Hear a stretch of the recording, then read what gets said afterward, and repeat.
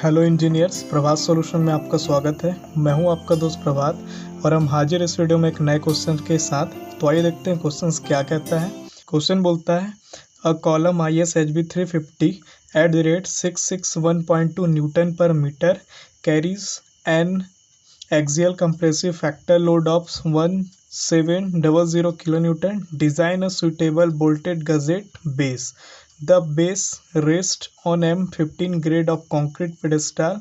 Use 24 mm diameter bolt of grade 4.6 for making the connection. हमें gazette base का question दिया हुआ है जो कि आपको सेक्शन है ISHB 350 गिवन है और लोड आपका 1700 किलो न्यूटन गिवन है। ग्रेड ऑफ कंक्रीट आपको M50 है। डायमीटर ऑफ बोल्ट आपको लेना है 24 mm और ग्रेड आपका 4.6 है। तो जितनी भी सारी चीज़ें हमें यहाँ पे क्वेश्चन में दिया है वो सारी चीज़ों को हम यहाँ पे लिख लेते हैं। तो लिखते हैं गिवन डेटा में जो आपका स्टेप फर्स्ट होता है ISHB 350 at the rate 661.2 newton per metre. Axial compressive factor load हमें कितना दिया है 1700 kilo newton. Diameter of bolt हमें कितना दिया है 24 mm। तो यहाँ से हम होल डायमीटर ले लेते हैं तो 24 + 2 तो 26 mm हो गया। तो ये 2 कैसे लिए, तो ये क्लियरेंस आपको है पेज नंबर 73 IS 800 में आपको देखना है तो आपको ये मिल जाएगा। पेज नंबर 73 में आप आएंगे तो 24 mm तक के लिए आपको क्या है क्लियरेंस 2 mm लेना है। 24 से अगर ज़्यादा रहता है तो आपको 3 mm लेना है। फिर हमें बोल्ट का ग्रेड दिया 4.6 तो यहाँ से हमको मिल गया FUB की वैल्यू 400 न्यूटन पर mm²। ग्रेड ऑफ कंक्रीट हमें दिया M15 तो यहाँ से हमको मिल गया FCK की वैल्यू 15 न्यूटन पर mm²।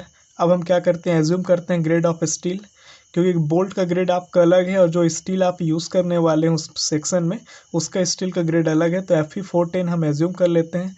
तो यहाँ से FU की जो वैल्यू बनेगी 410 न्यूटन पर mm² होगा और यहाँ से FY आपको मिल जाएगा 250 न्यूटन पर mm²। अब हम लिखते हैं now properties of ISHB 350 at the rate 661.2 newton per metre. मतलब जो हमें क्वेश्चन में ISHB 350 सेक्शन दिया है उसके जितने भी प्रॉपर्टी हमें लगेगा इस क्वेश्चन को सॉल्व करने के लिए वो हम स्टील टेबल से यहाँ पे हम लिख लेते हैं। तो स्टील टेबल में पेज नंबर 4 पे आपको आना है।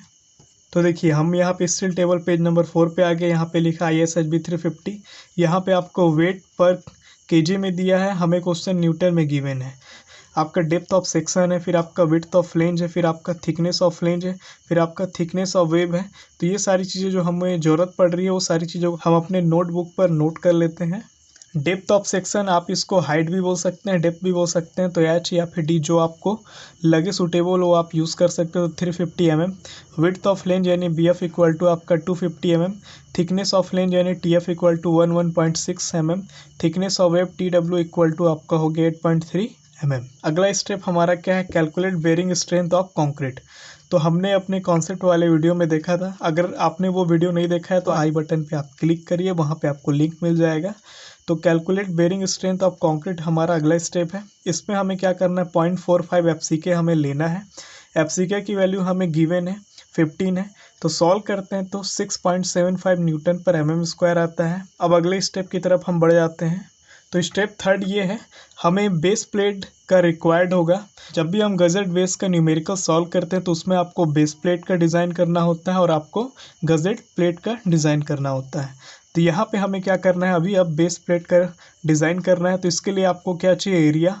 तो कितना एरिया आपको रिक्वायर्ड होगा जितना आपका फैक्टर एक्सियल लोड लगेगा और जितना आपने अभी बेरिंग स्ट्रेंथ आपने अभी निकाला जो डिज़ाइन किया। तो factor axial load upon a bearing strength of concrete. तो फैक्टर एक्सियल लोड हमें क्वेश्चन गिवन है 1700 इंटू 10³ किलो न्यूटन से इसको न्यूटन में कन्वर्ट कर लिए अपॉन में 6.75 इसकी वैल्यू जो आपका बेरिंग स्ट्रेंथ ऑफ कंक्रीट है। सॉल्व करने के बाद 25185 mm² में रिक्वायर्ड एरिया आता है। मतलब इतना एरिया का बेस प्लेट आपको प्रोवाइड करना ही होगा। अगले स्टेप में हम आते हैं the size of the gusset material. हमारा अब जो बेस प्लेट का काम था एरिया हमने निकाल लिया है। L और B जो उसमें जो प्रोवाइड करेंगे वो हम आगे देख लेंगे। तो size of the gusset material, अब हम गजेट मटेरियल पे आ जाते हैं। तो सबसे पहले हम एज्यूम करते हैं thickness of gusset plate 16 mm, क्योंकि हमने कॉन्सेप्ट वाले वीडियो में पढ़ा था कि 16 mm से आपको या तो ज़्यादा रखना है या इसके इक्वल आपको रखना है। 16 से आपको नीचे नहीं जाना है।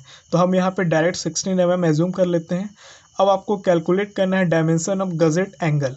जो आपको गजेट एंगल प्रोवाइड करना पड़ेगा गजेट प्लेट को सपोर्ट करने के लिए बेस प्लेट से, तो वो एंगल को अब हमें यहाँ पे निकालना है। तो हम मान लेते हैं ISA, एक सेक्शन आपका जो A into B into T है, ए आपका क्या है लेंथ है, बी आपका विड्थ है और टी उसका थिकनेस उस सेक्शन का। तो कैसे निकालेंगे, तो देखिए यहाँ पे आपका ए का डायमेंशन है, यहाँ पे आपका बी का डायमेंशन है। कॉन्सेप्ट वाले वीडियो में हमने समझा था कि वर्टिकली हमें 2 नंबर ऑफ बोल्ट लेना है और हॉरिजॉन्टली हमें क्या लेना है, नंबर ऑफ बोल्ट 1 लेना है। तो यहाँ से यहाँ तक का जो डिस्टेंस होगा वो एंड डिस्टेंस होगा, यहाँ से यहाँ तक का जो डिस्टेंस होगा वो पिच डिस्टेंस होगा, जो कि एक बोल्ट से दूसरे बोल्ट का डिस्टेंस होता है। तो इस ए को निकालने का फॉर्मूला हमने देखा था E plus E plus P, E plus E plus P. E यहाँ पे क्या है, इंड डिस्टेंस। तो इंड डिस्टेंस अब आपको कैसे पता चलेगा, क्वेश्चन में दिया हुआ नहीं है। तो हम पेज नंबर 74 पे आएंगे और हमें यहाँ से इंड डिस्टेंस मिलेगा। तो देखिए द मिनिमम एज या इंड डिस्टेंस दोनों एक ही होता है। अगर आप ले रहे हैं तो 1.7 टाइम्स आपका होल डायमीटर का होगा, किस केस में, जब आप हैंड फ्लेम कट ले रहे हैं। लेकिन हम यहाँ पे क्या लेंगे, सॉप कट लेंगे, यानी कि मशीन कट लेंगे। तो 1.5 टाइम हम ले लेते हैं होल डायमीटर। इसी तरह आपको पेज नंबर 73 में मिनिमम स्पेसिंग यानी कि आपको पिच डिस्टेंस मिलेगा, जो कि आपका 2.5 times the nominal diameter of the fastener है। तो E इक्वल टू आपका हो गया end distance 1.5 into D naught, जो कि 100 बोल्ट हम ले रहे हैं, और आपका पिच डिस्टेंस हो गया 2.5 इंटू डी। अब यहाँ पे हम क्या करेंगे, यहाँ से हम A निकाल सकते हैं। अब हम B कैसे निकालेंगे, तो B पे हमने कॉन्सेप्ट वाले वीडियो में पढ़ा था कि नंबर ऑफ बोल्ट आपको एक प्रोवाइड करना है। तो इस बोल्ट से इस इंड तक का डिस्टेंस, इंड डिस्टेंस 1 और यहाँ का इंड डिस्टेंस 1, तो दोनों मिल करके 2 इंड डिस्टेंस हो गया। तो इस B को निकालने के लिए E प्लस ई हो जाएगा। तो यहाँ से अब जब हम E निकाल रहे हैं तो 1.5 इंटू डी नॉट हो गया। तो 1.5 इंटू डी नॉट की वैल्यू हमने कितना निकाला था, 26 निकाला था। सॉल्व करते हैं तो 39 mm आता है। पिच हमारा फॉर्मूला है 2.5 इंटू डी, तो इक्वल टू यहाँ पे 2.5 इंटू डी का वैल्यू यहाँ पे क्या है 24, और ये डी नॉट है। तो कंफ्यूज आप मत होइएगा, तो यहाँ पे आपको डी लेना है। तो सॉल्व करने के बाद 60 mm आता है, इसलिए A इक्वल टू आपका फॉर्मूला बना E प्लस पी, यानी 39 प्लस 60। सॉल्व करते तो 138 mm। B आपका हो गया फॉर्मूला E प्लस ई, तो 39 प्लस 39 78 mm निकल गया। और थिकनेस आपका यानी कि T की वैल्यू जो होगी, थिकनेस ऑफ गजेट एंगल जो हम प्रोवाइड करेंगे वो कैसे लेंगे, तो थिकनेस ऑफ जो हम गजेट प्लेट का जो प्रोवाइड किए हैं 16 mm, उसी के राउंड में हमको लेना है। ठीक है, तो हमारा जो ISA बनना चाहिए A into B into T 138 into 78 into 16 mm का, हमको इतना मिनिमम अपने को प्रोवाइड करना है। तो अब हम क्या करेंगे, लिखते हैं now check for steel table and provide suitable section. Steel table में जाएंगे, इस एरिया के आसपास जितना भी सेक्शन हमें मिलेगा उसको चेक करेंगे, उसमें से जो इकोनॉमिकल और सूटेबल होगा वो हम प्रोवाइड करेंगे। हमें प्रोवाइड करना है 138 इंटू 78 इंटू 60 का अनइक्वल एंगल सेक्शन। तो अब हम स्टील टेबल में पेज नंबर 14 में आते हैं। तो यहाँ पर हमें मिलता है 100 के बाद 125 और 125 के बाद 150। 138 हमें प्रोवाइड करना है, तो अब हम 150 प्रोवाइड करते हैं। तो पहला लेग लेंथ हो गया 150 mm का। अब सेकेंड लेग 78 का चाहिए, पर यहाँ पर 75 है जो कि कम है, और उसके बाद 115 है। तो अब हम 115 प्रोवाइड कर लेते हैं। अब हमें 16 mm का थिकनेस चाहिए, तो 150 इंटू 115 के सेक्शन में मैक्सिमम थिकनेस 15 mm का है, तो हम इसे ही प्रोवाइड कर देते हैं। तो हमारा एंगल सेक्शन बनता है ISA 150 इंटू 115 इंटू 15 mm का। तो इसलिए हम लिखते हैं नाउ प्रोवाइड पेज नंबर 14 से स्टील टेबल का ISA 150 इंटू 115 इंटू 15 mm, जो कि हमारा इस सेक्शन से सेटिस्फाई है। स्टेप अगला जो हमारा है वो dimension of the base plate parallel to the web. तो वेब के पैरेलल जो डायमेंशन है हमारा बेस प्लेट के लिए, अब हमें वो निकालना है। तो लेंथ होता है, तो लेंथ का फॉर्मूला हमने कॉन्सेप्ट वाले वीडियो में देखा था, डेप्थ ऑफ सेक्शन प्लस आपका ये डेप्थ ऑफ सेक्शन हो गया, प्लस आपका 2 into thickness of gusset plate, आपका एक थिकनेस और एक थिकनेस, 2 थिकनेस हो गया, प्लस आपका होगा leg length of gusset angle. तो यहाँ से यहाँ तक का जो लेंथ है वो लेग लेंथ है, और यहाँ से यहाँ तक का ये जो एंगल आपका दिख रहा है गजेट एंगल, ये इसका लेग लेंथ है। तो नंबर ऑफ 2 हो गया, तो यहाँ पे 2 का इंटू, प्लस आपका ओवरहैंग। ओवरहैंग एक साइड का ये कितना हमने एक्स्ट्रा प्रोवाइड किया, ओवरहैंग कितना हमने एक्स्ट्रा यहाँ पे प्रोवाइड किया वो। तो ओवरहैंग हमें मिला नहीं है, तो हम यहाँ पे क्या करेंगे, यहाँ तक की वैल्यू को सॉल्व करेंगे। जितना वैल्यू आएगा जब हम उसको अप्रॉक्सीमेट करेंगे तो जो वैल्यू हमारा एक्स्ट्रा होगा, जितना एक्स्ट्रा हम ले रहे हैं वही हमारा ओवरहैंग दोनों साइड प्रोवाइड होगा। तो 350 यहाँ पे का वैल्यू प्लस इंटू 2 आपका क्या हो गया, thickness of gusset plate 16 mm, leg length of gusset angle 115 mm। ठीक, इतनी को सॉल्व करते हैं तो 612 mm आता है, इसको अप्रॉक्सीमेट 620 mm ले लेते हैं। तो हमने यहाँ पे 8 mm इंक्रीमेंट किया, तो वो क्या होगा 4 mm यहाँ बढ़ेगा, 4 mm यहाँ बढ़ेगा, वही आपका ओवरहैंग होगा। तो यहाँ पे मैंने आपको समझाने का लिखा है 4 mm प्लस 4 mm। तो यहाँ से आपका टोटल जो लेंथ हो गया ये, इसकी वैल्यू आपका बन जाएगी 350 प्लस आपका 2 इंटू 16 प्लस 115 प्लस 4। सॉल्व करने के बाद 620 mm आपका ये टोटल ओवरऑल लेंथ आपका हो गया। अगला स्टेप क्या है, अब हम लेंथ की सहायता से बेस प्लेट का विड्थ निकालेंगे। तो हमने लेंथ क्या निकाला, length of base plate L equal to 620 mm। तो विड्थ ऑफ बेस प्लेट आपका क्या होगा, जितना रिक्वायर्ड एरिया उसमें से हम लेंथ को डिवाइड कर देंगे तो विड्थ हमें मिल जाएगा। तो 251851.85 हमारा एरिया है, अपॉन में 620 हमारा लेंथ। सॉल्व करते हैं तो 406.2 mm आता है। सॉल्व करने के बाद जब इसको हम अप्रॉक्सीमेट लेते हैं तो 410 mm हम इसको अप्रॉक्स कर लेते हैं।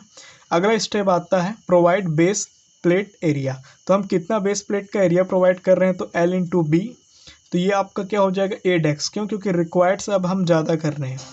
तो 620 इंटू 410, तो ये आपका 8x की वैल्यू हो गई जो कि आपको प्रोवाइड है।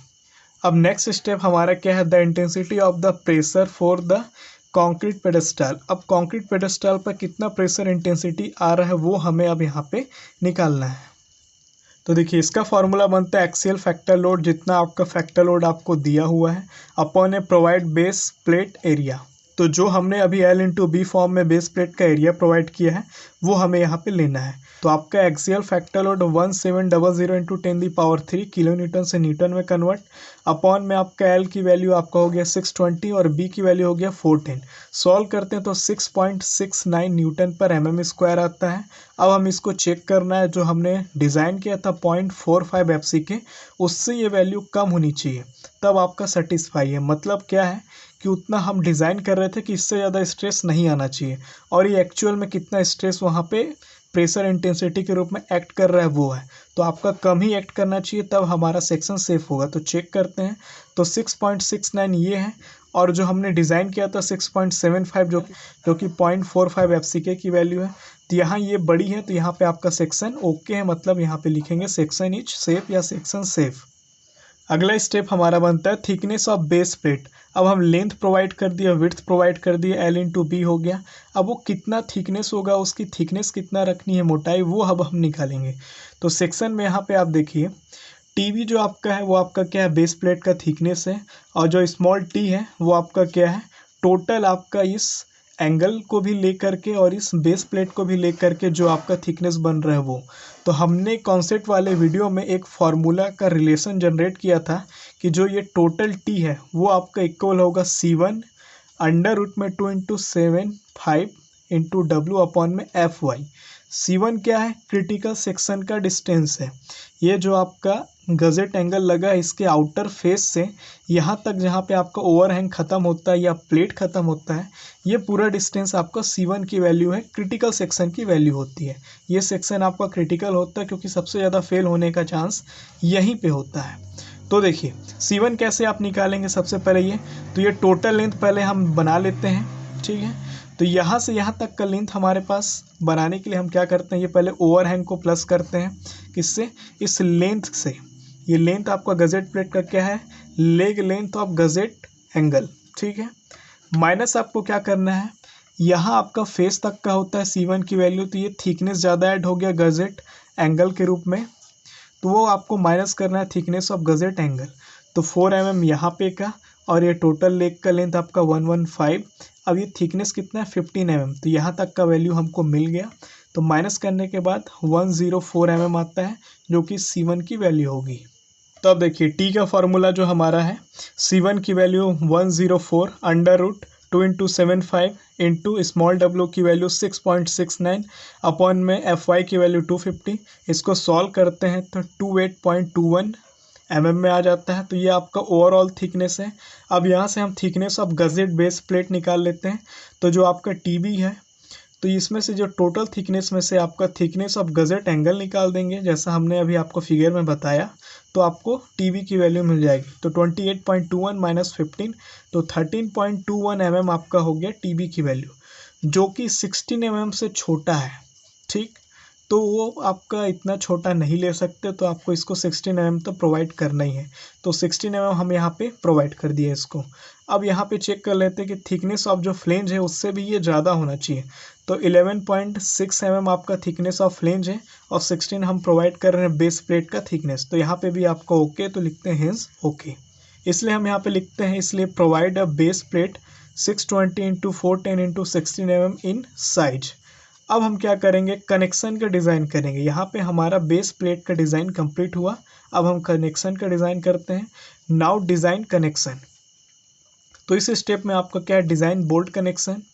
तो सबसे पहले आपको बोल्ट वैल्यू फाइंड करना है। तो बोल्ट वैल्यू कैसे निकालते हैं, जो आपका शेयरिंग में और बेरिंग स्ट्रेंथ में जो मिनिमम होगा वही आपका बोल्ट वैल्यू होगा। तो लिखते हैं strength of bolt in single share. तो ये फॉर्मूला आपको सिंगल शेयर का कहाँ पे मिलेगा, IS 800 2007 में पेज नंबर 75 में। ठीक है, तो VDSB की वैल्यू आपका FUB अपॉन में √3 into gamma MB into NN into ANB। तो यहाँ पे गामा MB की वैल्यू हम कितना ले रहे हैं, 1.25, जो कि IS 800 2007 पेज नंबर 30 से ले रहे हैं। ठीक, FU की वैल्यू हमें पहले से पता है 400 अपॉन में √3 इंटू 1.25 इंटू NN आपका कितना है, सिंगल शेयर यहाँ पे बन रहा है तो 1 रखेंगे, इंटू आपका ANB की वैल्यू आपका होगा तो 78% आपका हो जाएगा जितना एरिया ऑफ बोल्ट है। तो 0.78 इंटू π/4 इंटू 24 का स्क्वायर। सॉल्व करते हैं तो 65.19 किलो न्यूटन आता है शेयर में। अब हम निकालते हैं strength of bolt in bearing. तो ये भी आपको फॉर्मूला 75 पेज नंबर पे गिवन है। तो VDP equal to 2.5 into KB into D into T into FU by gamma MB। अब देखिए, इसको सॉल्व करने के लिए हमें यहाँ पे ये थिकनेस चाहिए और हमें ये KB की वैल्यू चाहिए। तो थिकनेस क्या होता है, इस क्वेश्चंस में जो सबसे मिनिमम थिकनेस होगा, चाहे वो IS HB का हो, चाहे वो आपका बेस प्लेट का हो, चाहे वो आपका जो भी सेक्शन आपने प्रोवाइड किया है। तो बेस प्लेट का थिकनेस 16 mm है, गजेट प्लेट का थिकनेस भी आपने 16 mm लिया है, गजेट एंगल का 15 mm है, और थिकनेस ऑफ IS HB 350 का हमारा जो है TF की वैल्यू 11.6 mm है। तो ये वैल्यू हम T के रूप में यहाँ पे प्रोवाइड करेंगे। अब एक और वैल्यू की ज़रूरत हमें पड़ता है जो कि KB है। यहाँ पे आपको ध्यान रखना है कि अगर आप यूनिवर्सिटी एग्ज़ाम में ये क्वेश्चन को सॉल्व कर रहे हैं और इस पर बहुत कम नंबर है, कुछ ज़्यादा नंबर आपको नहीं दिया है, तो आप KB निकालने में टाइम वेस्ट नहीं करेंगे, डायरेक्ट आप KB की वैल्यू 1 मान लेंगे। फिर भी अगर आपके पास समय अगर बचता है या आपको अच्छे से और सॉल्व कर रहे हैं, तो आप KB की वैल्यू, ये जो 4 कंडीशन दिया है इसमें आप कंपैरिजन करके निकाल सकते हैं। तो हम यहाँ पे दोनों कंडीशन आपको बता रहे हैं, आप चाहे तो एक रखें, चाहे आप पूरा निकाल सकते हैं। तो हम यहाँ पे पूरा निकाल के प्रोसेस बता दिए हैं। तो KB मिनिमम होगा E/3D0, तो इसकी वैल्यू आपका हो जाएगी 39/3 इंटू 26 यानी 0.5 ये वैल्यू। P/3D0 माइनस 0.25, तो 60/3 इंटू 26 माइनस 0.25, सॉल्व करने के बाद 0.52। FUB/FU होगा 400 अपॉन 410, 0.98 इसकी वैल्यू या फिर 1। तो इन चारों में छोटा 0.5 है, तो वो हम यहाँ पे KB की वैल्यू प्रोवाइड कर रहे हैं। बट अगर हमारे पास समय की कमी होती तो हम डायरेक्ट यहाँ पे 1 एज्यूम कर लेते, KB इक्वल टू 1, और वो डायरेक्ट यहाँ पे प्रोवाइड करते हैं। तो देखिए VDPB equal to 2.5 into KB की वैल्यू 0.5 इंटू 24 आपका D की वैल्यू इंटू आपका T की वैल्यू 11.6 इंटू FU की वैल्यू 410 अपॉन में गामा MB की वैल्यू 1.25। सॉल्व करते हैं तो 114.144 किलो न्यूटन बेरिंग में आ जाता है। तो हमारा बोल्ट वैल्यू क्या होगा, जो मिनिमम है तो 65.19 मिनिमम है या फिर 114.144 किलो न्यूटन।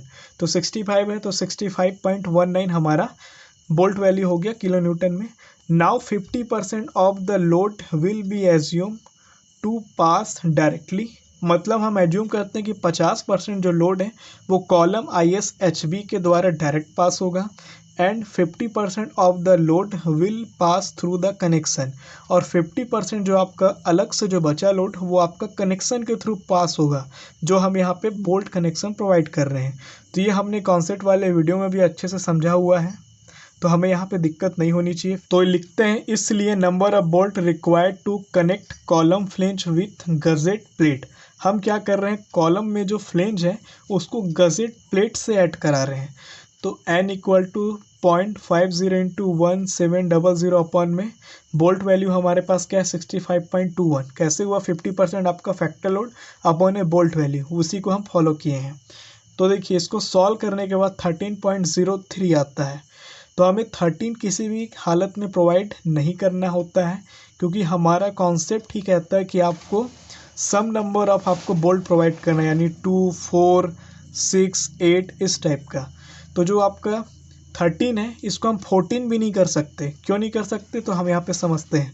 पहले हम इसको 16 ले लेते हैं। आप समझिए, ये जो 16 है ये आपका दो भाग में बटेगा। 8 नंबर ऑफ बोल्ट आपका ईच फ्लेंज में जाएगा, पहला फ्लेंज में, और 8 नंबर ऑफ बोल्ट आपका सेकंड फ्लेंज में जाएगा। यानी दोनों फ्लेंज में आपको नंबर ऑफ बोल्ट 8 आपको प्रोवाइड करना है दो रो में। जब हम फिगर में देखेंगे तब आपको यहाँ पे समझ आएगा कि आप 14 क्यों नहीं लिए, 16 क्यों एज्यूम कर रहे हैं। तो इसलिए provide 8 numbers of bolt 24 mm diameter on each flange in 2 rows।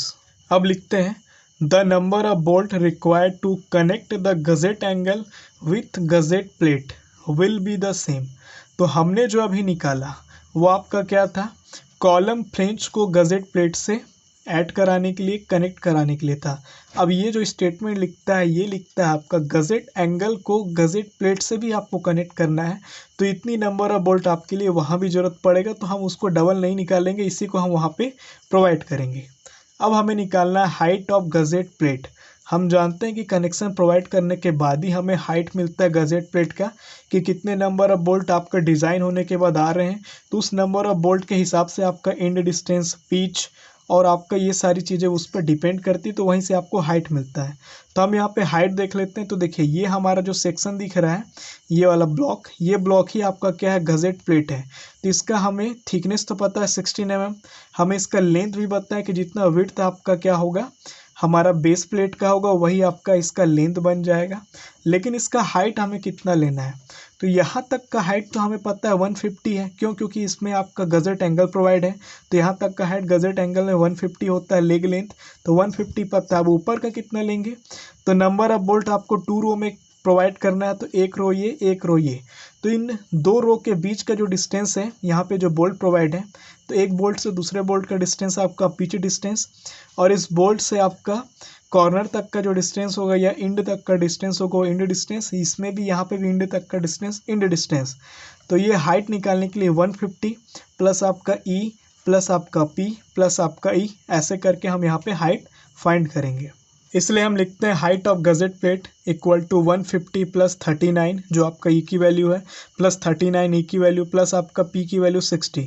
Solve करते हैं तो 288 आपका एमएम में आ जाता है। इसको हम अप्रॉक्सीमेट लेते हैं 290 एमएम। यहाँ से आपको हाइट मिल गया गजेट प्लेट का। अब हम लेंथ का बात करते हैं, कितना लेंथ रहेगा। तो लेंथ ऑफ गजेट प्लेट जो हमारा होगा वो आपका लेंथ ऑफ बेस प्लेट के इक्वल होगा।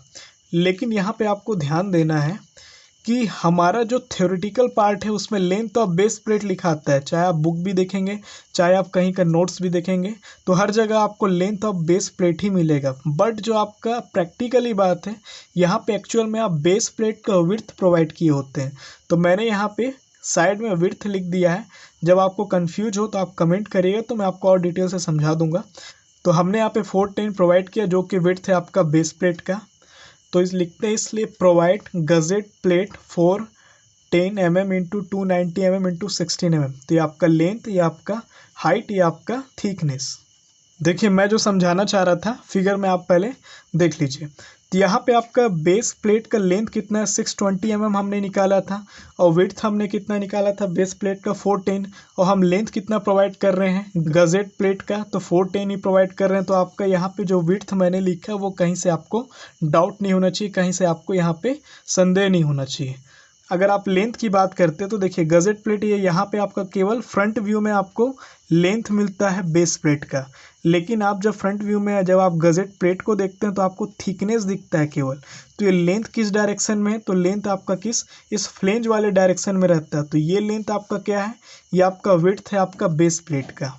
तो मैंने अपनी तरफ से पूरा कोशिश किया आपको समझाने का, बट फिर भी आपको अगर कोई डाउट आएगा तो आप कमेंट करिएगा, मैं कोशिश करूंगा कि आपको पुनः समझा सकूं। तो देखिए नंबर ऑफ बोल्ट आपका 8 आया था ईच फ्लेंज पर। तो 8 आपको कैसे प्रोवाइड करना है, तो हमें यहाँ पे बोला ना 2 रो पे आपको प्रोवाइड करना है। तो 1 2 3 4 1 2 3 4 यानी कि 1 रो 2 रो में आपको नंबर ऑफ बोल्ट प्रोवाइड करना है। तो आपको 2 रो में आपको बोल्ट को प्रोवाइड करना था, नंबर ऑफ बोल्ट हमारे पास 8 था। तो ऐसे हम क्या करेंगे 4 इधर ऐसे करके हम यहाँ पे प्रोवाइड करेंगे। ये आपका जो रेड कलर में जो आपका बोल्ट दिख रहा है वो आपको कॉलम को क्या कर रहा है, वो गजेट प्लेट से ऐड करा रहा है। और जो आपको ब्लू नंबर पे आपको जो दिख रहा है वो आपका क्या कर रहा है, बेस प्लेट से आप इस गजेट एंगल को कनेक्ट करा रहे हैं। तो ये आपका साइड व्यू है और ये आपका फ्रंट व्यू है। तो ये क्वेश्चन यहीं पे कंप्लीट होता है। तो ये वीडियो आपको थोड़ी सी भी हेल्प की हो तो इस वीडियो को लाइक करें, शेयर करें, इस चैनल को सब्सक्राइब कर लें।